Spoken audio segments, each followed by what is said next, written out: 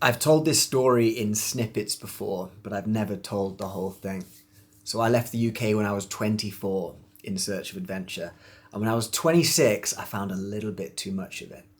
So this is the story of how I drowned and then caught the biggest fish of my entire life in one trip. So in Sri Lanka, when I was 25, my friend said to me, there's a job opening up on the island I'm working on in Indonesia for a new guest relations manager. It's a job which gives you complete freedom to do what you want with. If you want to do loads with the work, you can do loads at work. If you want to do loads of learning your own thing, you can do loads of learning your own thing. And you get to do it in paradise on this island made of bamboo, just 100 miles south of Singapore. But coral reef, tropical forest, hornbills, giant water monitor lizards. It sounded like my ideal job. And I had the skills as a field biologist to be able to communicate with the guests. And he thought I would get the job if I applied. So I did, and I got it. To celebrate, I was starting in October in 2018, I think. And to celebrate, me and my friend were like, well, let's go to Timor Leste. To go for one last adventure before we both begin working together. So the idea was we'd fly into Timor, get a spear gun, find a way to get a car, and then go and have an adventure before we both started work full time together. So we fly in to Timor Leste airport to Dili, the capital of the city. I didn't know hardly anything about Timor before I arrived. Timor means east in Bahasa, and Leste means east in Portuguese. So it was, as you can imagine, very far east. Definitely the furthest east I've ever been from home in my entire life. And we land in Dili, get to a hostel, and the first port of call is, how do we get a group big enough to make sure that the car isn't too expensive? Because Timor-Leste is quite expensive. They use the USD, US dollar, so you're paying for things in an expensive currency compared to the rupiah in Indonesia. So we find two girls at the hostel. One's called Levita and one's called Katie. Levita was a filmmaker from Singapore who was making videos in Timor-Leste, and Katie was a traveller from America. And we say to them, like, look, we've got this idea for a trip. Jasper has a spear gun. He'll do most of the catching of the fish. I was a bit of a novice at the time.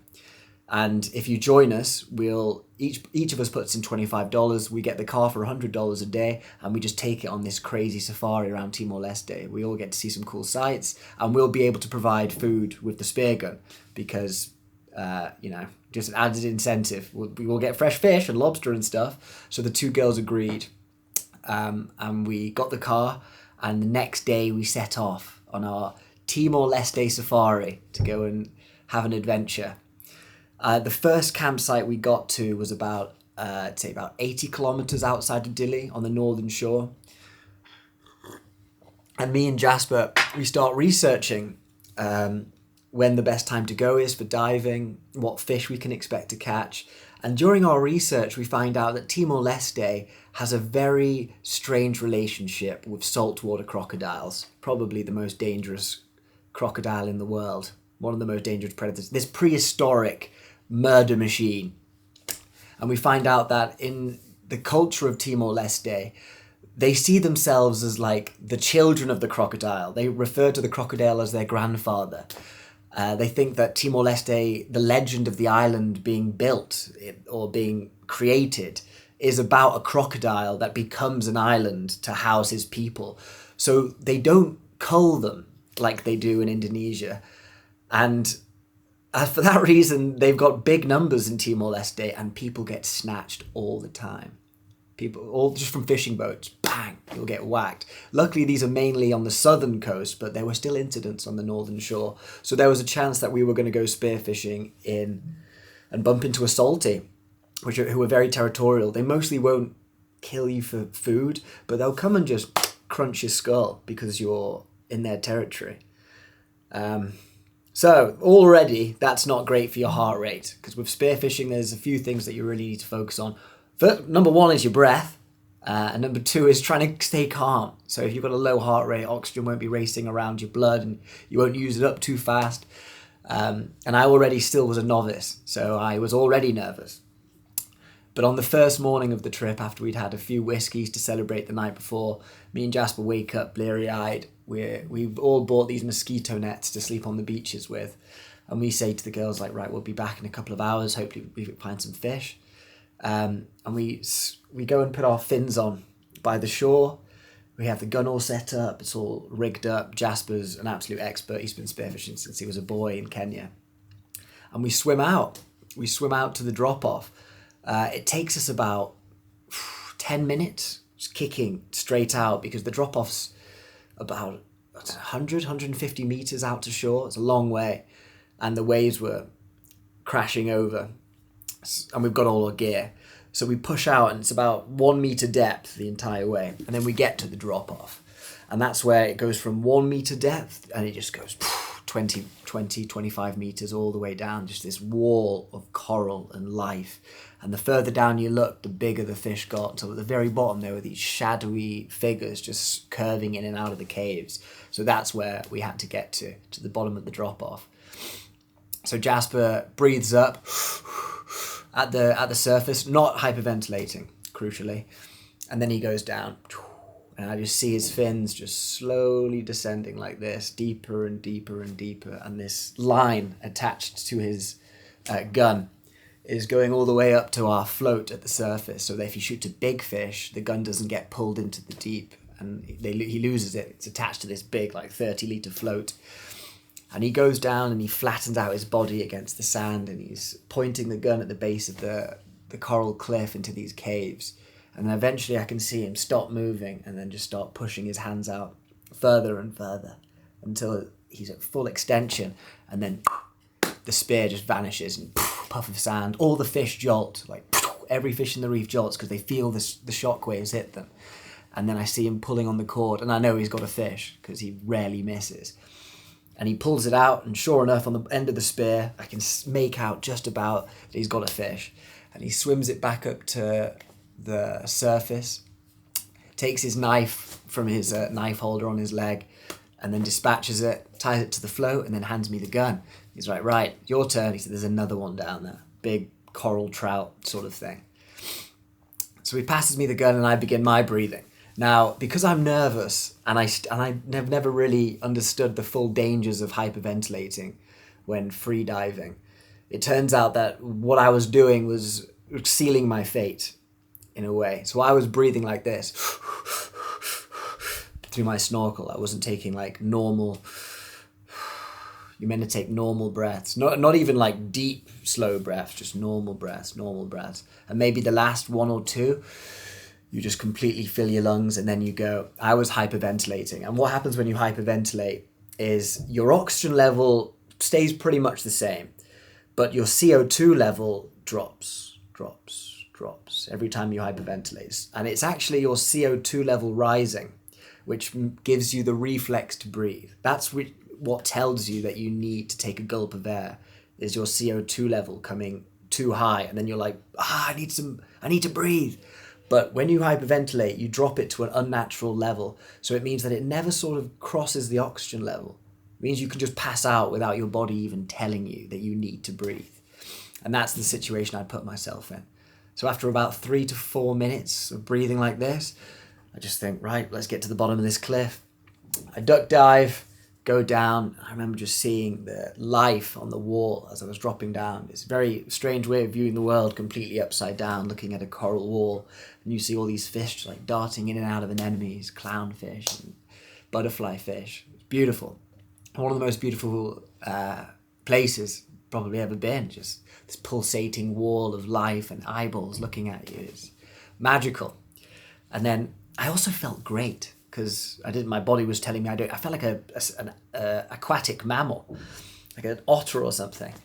So as I'm kicking down, I can feel the pressure in my ears, trying to like keep them from getting too much pressure by, what's it called? Equalizing the whole time when you blow into your nose. And then eventually, after about 30 seconds, I reached the bottom. So when I reach the bottom, I flatten out onto my tummy and I'm looking around for caves to go and stick my head in. And all around me, there's just big fish like flickering. You can see that they know that there's an alien visitor in their world, possibly dangerous. So there's like a nervousness at the bottom, and also the colour and the light is darker down here, and there's less colour, and it's more ominous. It feels like you've gone into the land of bones from The Lion King. Like there's a more ominous feel. So I start poking my head into these holes of the spear gun, and after a few seconds, a few attempts, a few caves, I eventually bump into the coral trout. Just this coral trout who's sort of like pushing himself out of the cave with his pectoral fins, then coming back in and pushing out, going back in, just to like checking me out and making sure he's always safe. So I line up the spear, and this thing is just in, out, in, out. And I'm just like, okay, just give me one shot where you just come out a little bit too far. So I'm just staying there, and I still don't feel the need to breathe.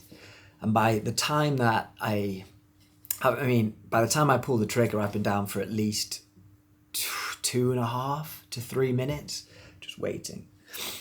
And eventually it comes out a little bit too far, and pull the trigger, bang, the gun snaps, the elastic bands snap forward, the spear disappears into the cave. And I start tugging on the line attached to the spear, like, please say I hit it, please. And then eventually, I feel this tug on the end, and I know I've got a fish on the end. So I look at the Jasper, give him a little thumbs up, and then once I've pulled it out as far as I can, I begin to kick up, and I can go down and get it when I'm ready, after I've had a breathe. So as I'm coming up, Jasper at the surface sees that I'm coming up. I've already given him a thumbs up, so he's like, okay, cool. I'll go down, and I'll go and grab the spear and the gun, and we can go and have breakfast. Fantastic. But as I'm kicking up, I'm trying to remember exactly what happened, so I'm looking up at the light, the coral wall's here, and I'm kicking slowly upwards. And as I'm kicking, my world starts actually contracting, starts getting smaller and smaller and smaller, until it feels like I'm swimming towards like a little blue hole of light just here, but the whole world around me is black. And then in this weird moment, that blue hole just begins to snap out. It snaps, and then the blackness becomes colour. And then the swimming up sensation I was having in the real world becomes this sort of portaling effect, where I am essentially feeling like my consciousness was just shot out of a cannon through just dimension after dimension after dimension, and I'm just portal, boom, boom, boom, boom. It was an incredibly intense experience, but I can't remember crystal clear, but I just remember the feeling of vroom, vroom, vroom, portaling through colour. And Jasper's gone down, he's got the fish, and he looks up, and expecting to see me at the surface, just kicking, like, breathing up again. What he actually sees is my body about 5 to 10 meters below the surface, and my arms are out like this, and I'm sinking, and there's a stream of bubbles pouring out of my nose, and that's because the water, I've also left my snorkel in. Such an idiot. When you leave your snorkel in the water and you pass out, the water can rush in and into your lungs, and what that was doing was going into my lungs, creating pulmonary foam in my lungs, which is what happens when seawater hits them. And then that foam was being forced out of my nose as they were filling up with water. So I had a shallow water blackout and then drowned because of the snorkel. An absolute calamity of errors. Jasper drops everything, and he kicks up, grabs me around the waist, and kicks us both to the surface. So he breaks into the air again, and he's hoping that I will then like spasm back into life as the air hits my face, and there's just nothing. I was just there with blue lips, just lolling to one side, and he knows that I haven't had a breath at this point for coming on to like 4.5 minutes. It's a long time with no air. So he starts slapping me, bang, bang, because he's had this happen to a friend before, and the slap was enough to bring him back, and it was still nothing. So he goes back to his CPR training, and when we got taught CPR together, they said, don't bother with mouth-to-mouth anymore, now we just do chest compressions. He realises he's not got enough time to drag my body back to shore and do chest compressions at shore, so he's like, I'm going to have to do this in the water. You won't make it to shore. So he puts me onto my back, and he puts his hands like this on my chest in the water, and he begins pumping to try and get me going again, try and get something going. Either he's going to force the water out of my lungs by compression, or he's going to start my bloody heart again. He doesn't think my heart's beating. He knows I'm not breathing, but he doesn't think my heart's beating either. So he felt my pulse. So he's doing these chest compressions like this, trying to just get some life, squeeze it back into me. And it's just nothing. And he's going, and he's going, he's going. And he's getting tired because we're both wearing lead weights around our waists. So he's having to kick to keep us afloat. He was also wearing a GoPro, which captured the whole thing. But I hadn't got a good enough SD card, so the footage was corrupted. But he was wearing a GoPro for the whole revival thing. So after about 40 seconds of him trying chest compressions, my body goes fully rigid in his arms and then goes soft. And he's just holding this completely limp, dead boy, essentially, in the water. So he says at this point that he thought of my parents and thought of the phone call that he was going to have to make to my mum, being like, Josh has died. We have to repatriate his body back to the UK so he can be buried. And as he's thinking this, he's like, one last try, flips me round to face him and just puts his mouth to my mouth and just starts blowing and blowing and blowing, just begging for some glimmer of life. And every time that he blew air into my lungs, there was like a bit of dispersion, or whatever it's called, where he was forcing the foam out of my lungs into his mouth. And he realized that every time he blew it, more foam would come into his mouth, and he was swallowing the foam. So he was going because he didn't want to break the seal, because we were having waves crash over us. He didn't want any more water to go in, and he didn't want to lose the momentum. And he does this for about 20 seconds. And at this point, I'm getting close to the period where you start getting brain damage if you don't take a suck in. So thank God he was acting this fast. And he manages to get a cough. I coughed into his mouth. And as soon as he felt the cough, he was like, something's going in there. Things are happening. And he put me on my back and he dragged me to shore. Now, I've been portaling through time and space for this entire process. I have no idea what's happened, where I am, what's going on, who Josh Porter is, what being a human is. And he pulls me onto the shore and dumps my body onto the rocks. And at that point, I come back and I am like, I'm basically just a dead guy. So I come back like freaked out. And then that was the initial response. And then there's a calmness, he says, just came over me. And I looked him dead in the eye and I just said, you will not believe where I've just been or what I've just seen. And then I went back to being dead. But for like 1 second, I managed to get out to him something. He said just the look in my eyes was bizarre. It went from being like a blasé, like no idea what's going on, to just clarity. And then I managed to give him those couple of words and then out. So he got me again, dragged me over to a bush a bit further inland and lay me down. He was like, I'm going to go get the girls. We're going to pack up camp and get you out of there. Unfortunately, he put me in an ant's nest. So I remember being there, covered in ants, being bitten, but just unable to move, just having to take the ants. Like, well, this is just a bad day at the office. So he goes and tells Levita and Katie what's happened. And I stagger back to camp with him. And they're like, right, so how are you feeling? Maybe we don't have to go to the hospital. Let's see what's happened. And I start violently throwing up. And I can't breathe because my lungs were full of water still.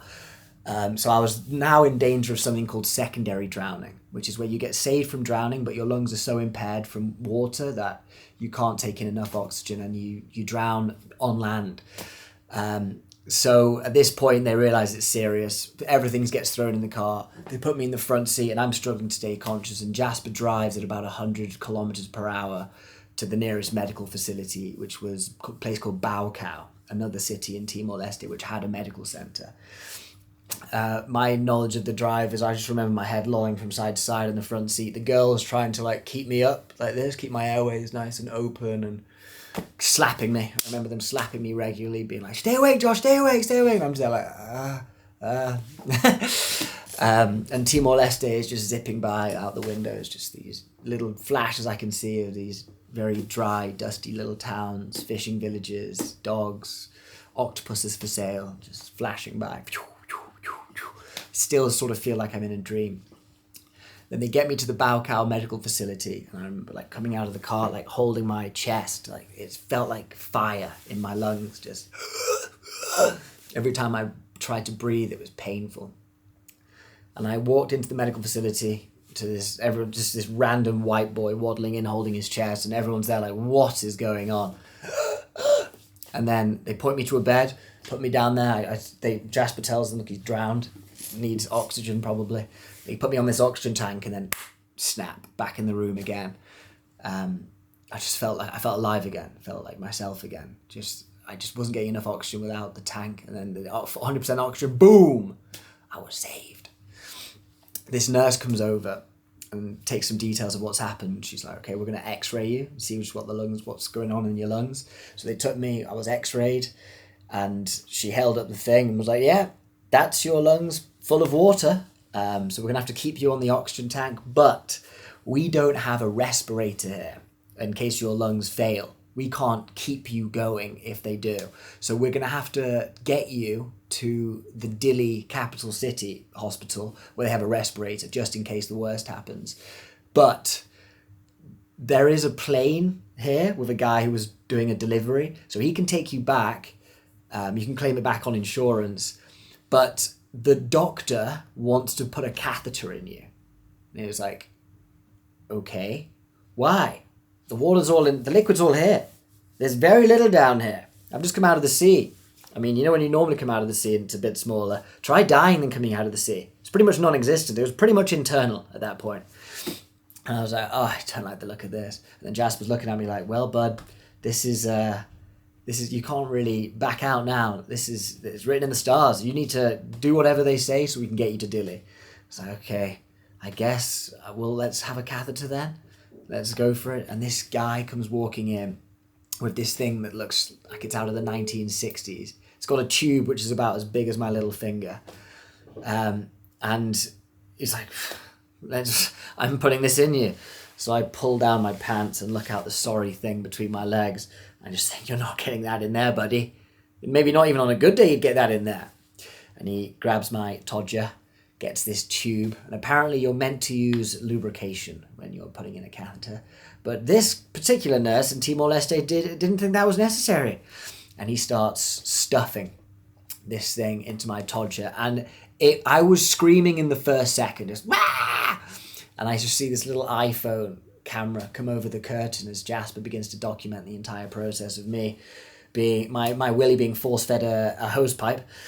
So he's stuffing it in and stuffing and stuffing. And it doesn't, your bladder doesn't start just at the end of your todger. It starts down here somewhere. So he has to get it in like 8 inches until it pops into my bladder. And finally this sack fills up. And I stop swearing at that point. And I'm just holding my bag of urine, sweating, thinking, what a day I'm having. Then they wheel me out on my bed, got my bag of wee. Now I don't even care about my lungs. I just care about this tube. That's every time I'm rattling over things, I can just feel it inside. It's horrible. And they put me on this plane, and this Australian pilot's like, right, mate, I'm going to take off now, off to Dili. Thanks, man. Cheers.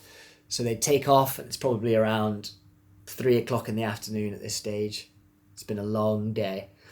And we land in Dili, and the ambulance team from the hospital is refusing to set off until they have confirmation that I'll be able to pay for the ambulance. And I can't even bloody talk to them, so they're calling Jasper, being like, is this guy going to be able to pay? Because we're not sending the ambulance if he can't. So yeah, we'll pay, we'll put it on insurance, don't worry about it. And eventually, and by this time my oxygen tank's run out that they've sent me with, so I'm going back to being unconscious.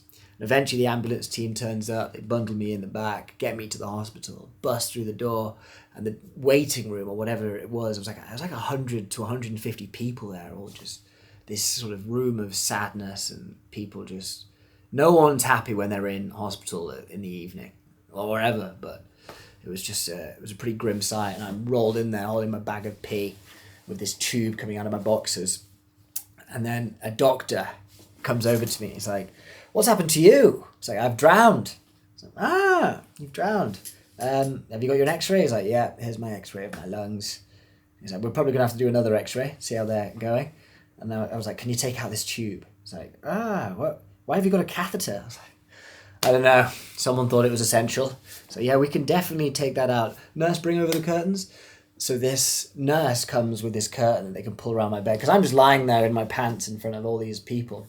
And they pull this curtain around the bed, and then 5 nurses come in. All these tiny little Timorese nurses. Can't be, each one about 5 foot tall.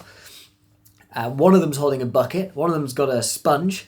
And 2 of them start holding my hands. One was dabbing my forehead. I was like, oh, God, what is happening? What's the bucket for? Don't worry about that. Don't worry. Anyway, the doctor comes over and he grabs me like this around the willy.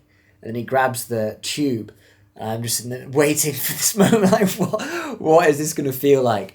And it felt exactly like what I thought it was going to feel like. It felt like a bit of sandpaper being ripped out. It was like Excalibur being removed from the sword and the stone. And I found out why they had the bucket. It's because I had been dealt quite a lot of trauma down there. And I jumped up expecting all this weed to come flying out. But it was just blood that was dripping into my bucket. And I screamed I screamed the C word louder than it's possible to scream the C word. And collapsed back into bed, passed the bucket back to the nurse, pulled my pants up. I was near passing out, and they pull the curtain around from my bed, and just these 100 Timorese people are just in the waiting room like, Jesus Christ, what's happened to this guy? So that was funny. And then they wheel me to my own little room, and I've got this oxygen tank, which is like the size of a human now. It's huge. And they just give it to me, and they're like, right, we're going to give you some pneumonia medication. And at this point, I finally call my parents. I'm like, hi, Mum, I drowned. Sorry. And my mum was just like, okay, what medication are they giving you? Like, pneumonia. She's like, that's good. And then you on oxygen? I was like, yes, I'm on oxygen. She's like, good. Okay, well, they're doing the right things. We'll do a bit more research here about insurance, and we'll make sure that you're all covered. You just rest up and get better. They were remarkably calm until the next time I saw her, where she was in floods of tears, and she literally struck me in the face. But that's my fault. So I was in hospital for the next 5 days, and it was grim. I'm just in this little neon lit room for 24 hours a day, attached to my oxygen tank. Don't see the outside or the sun at all. And then once every few hours, I'd have to get up, go to the toilet, and do a wee, which felt like I was passing hydrochloric acid, because it was in a bad way. To be honest, of the entire experience, what they did to my willy was by far the worst. But I was alive. I was alive, and I was being taken care of. And I will always be thankful to the Timorese for getting me through the biggest, something that really was my close to death experience. I hope I ever do experience. After 5 days in the hospital, I'm eventually discharged. I'm able to breathe without the oxygen tank. I guess my lungs just absorbed the seawater, just gone. And I didn't get pneumonia. So that was all good stuff. And I go back to the hostel where we were staying at. And the story's already spread around the entire place. Like, hear about the kid who drowned. Yeah, go and listen to a story. It's mental.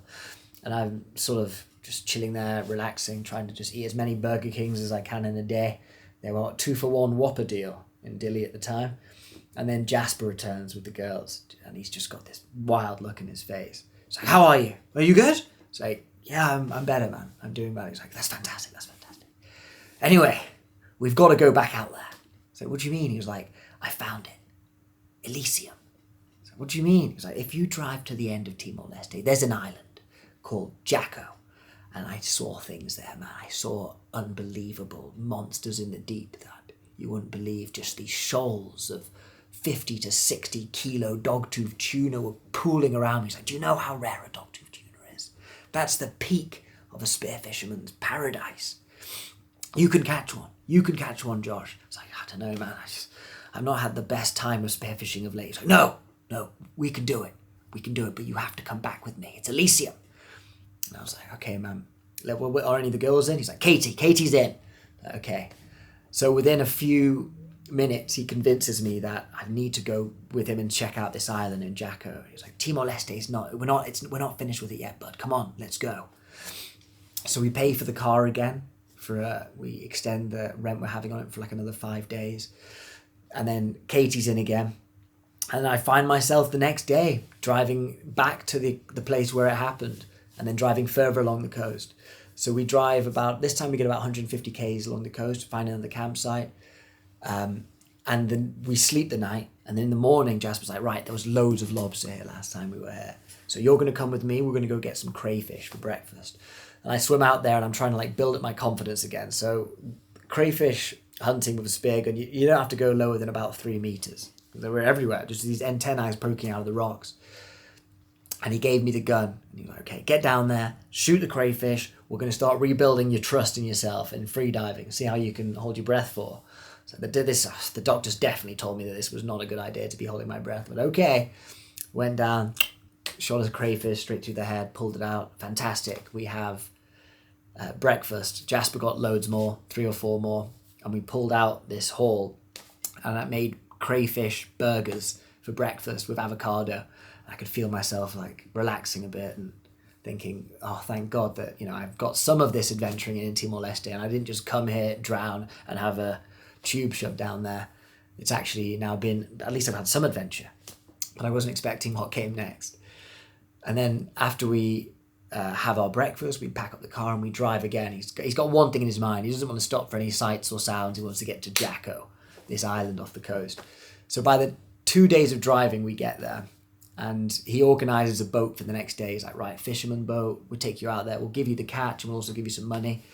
And the next morning we wake up and we're early in the boat with the spear guns and we curve round with this Timorese fisherman to Jacko, this island that's just off the edge of Timor Leste, which might have the best spearfishing in the world.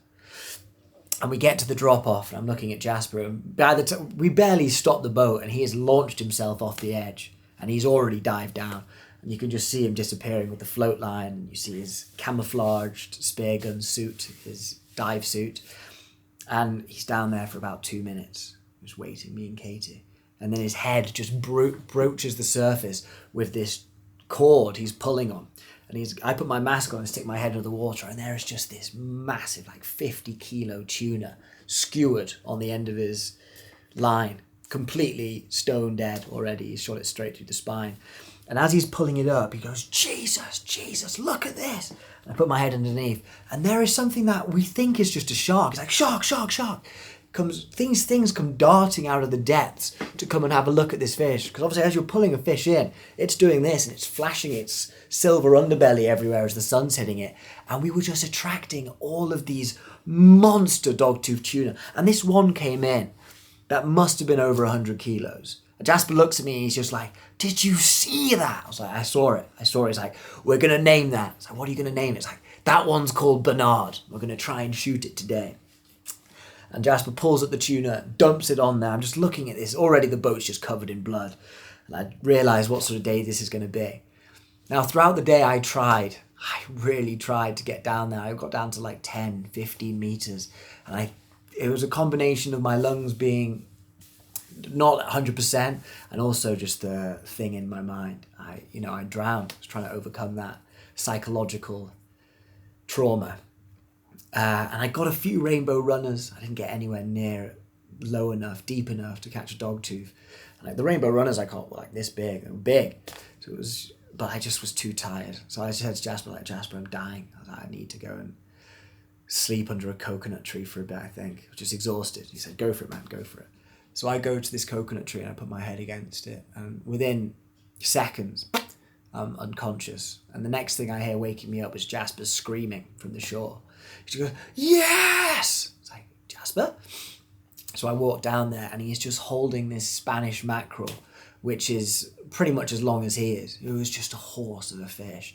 And he just told me the story of him getting it, how he shot it. And the flopper was what hooked into it. And he could see that it was right on the edge and it pulled him like hundreds of meters out from the shore. And he had to bring it in, grab it, get the knife through the brain. And as he's recalling this story, regaling it, he's like, okay, man, I'm done. This is why I came. I came here to shoot a fish like this. He's like, now, you can do it, Dogtooth Josh. I know you can. Let's just try one more time. And he convinces me. And we swim out together. And the sun's about to set. It's just above the horizon. We've just got enough light.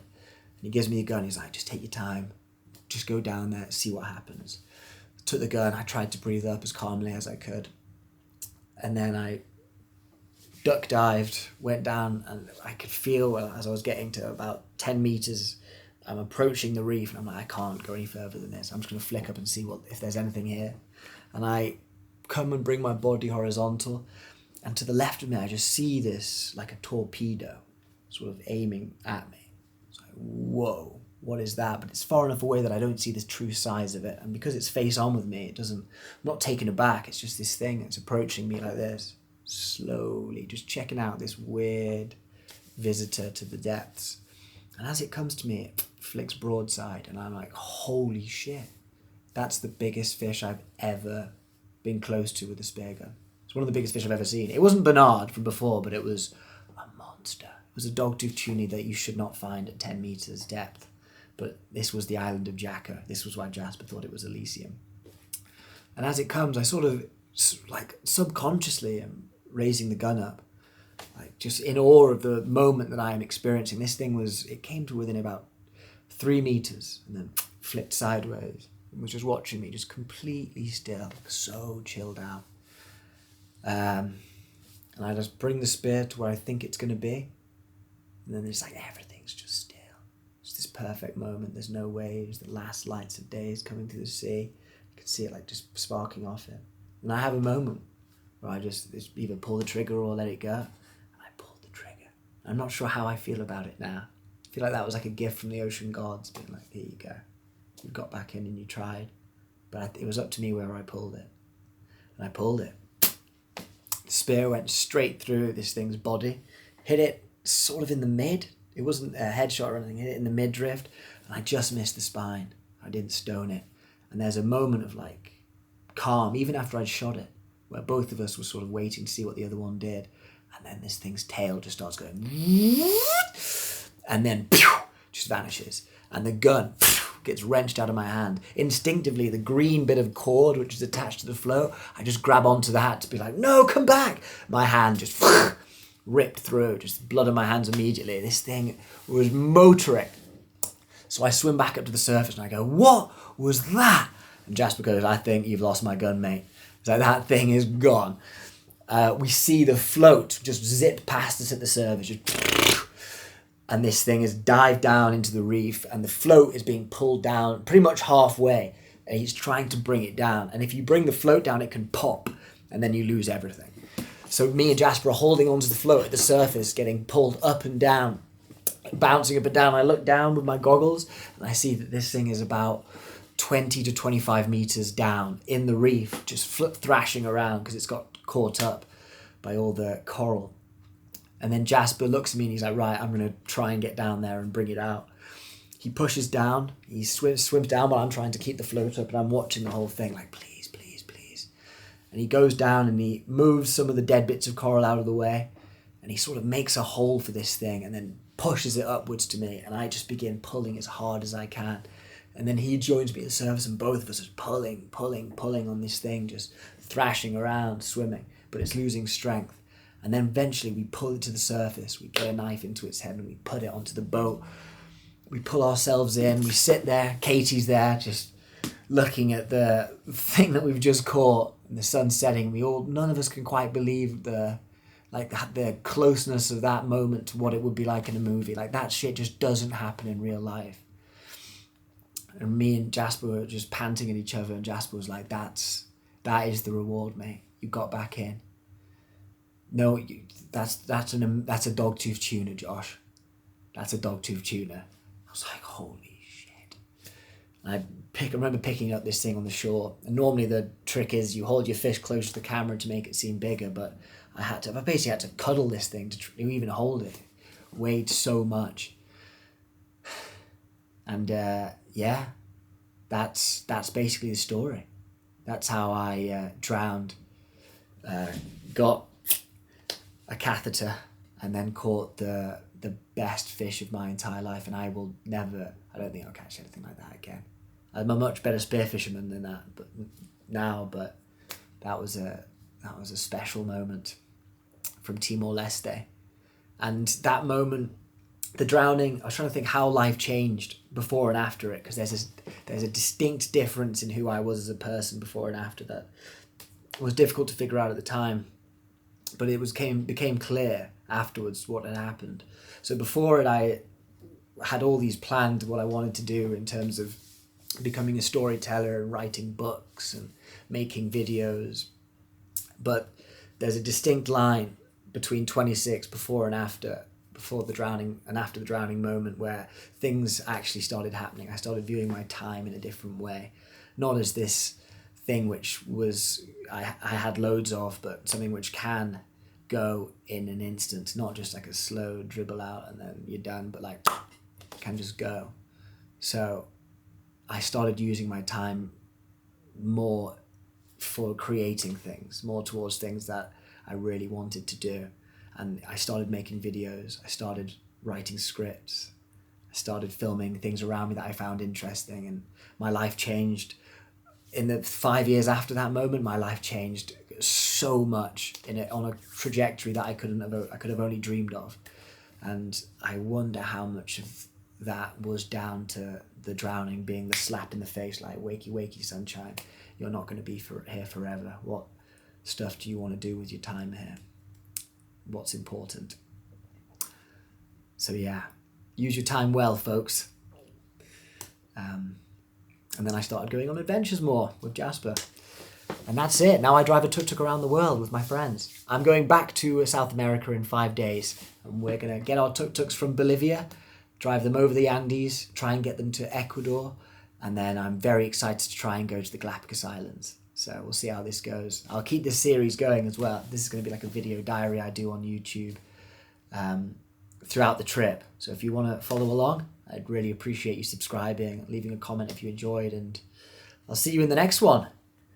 Bye.